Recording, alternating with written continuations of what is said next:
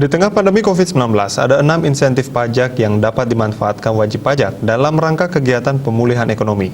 Masyarakat diminta manfaatkan kebijakan perpanjangan pemberian insentif pajak yang telah berlaku per 1 Juli 2021 tersebut.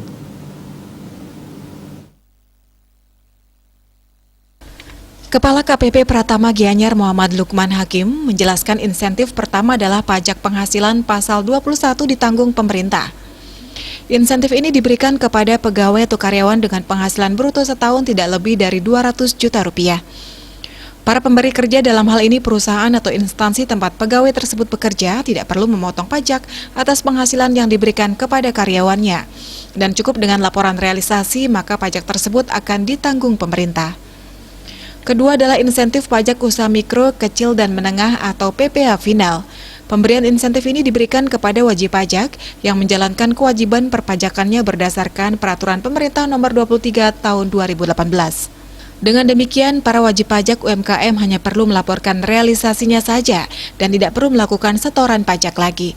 Selanjutnya, pemberian insentif pajak DTP diberikan kepada pengusaha yang bergerak di sektor konstruksi dalam program percepatan peningkatan tata guna air irigasi. Pengusaha tersebut mendapat insentif PPh final jasa konstruksi ditanggung pemerintah.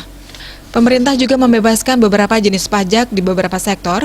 Yang pertama, pembebasan pemungutan PPh pasal 22 impor guna mendorong wajib pajak yang bergerak di 132 bidang usaha yang telah ditentukan. Selanjutnya, insentif angsuran PPh pasal 25 untuk wajib pajak yang bergerak di 216 bidang usaha yang telah ditentukan. Wajib pajak mendapat pengurangan angsuran PPh pasal 25 sebesar 50% dari angsuran yang seharusnya terutang. Terakhir, insentif pajak pertambahan nilai berupa restitusi dipercepat. Pengusaha kena pajak beresiko rendah yang di 132 yang telah ditentukan.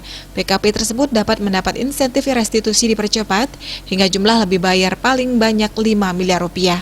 Para pelaku usaha yang ingin memanfaatkan insentif PPh pasal 21 DTP dan yang ingin mengajukan pengurangan angsuran PPh pasal 25 mulai masa pajak Juli 2021 diminta menyampaikan pemberitahuan pemanfaatan insentif paling lambat 15 Agustus 2021. Bisnis Bali melaporkan.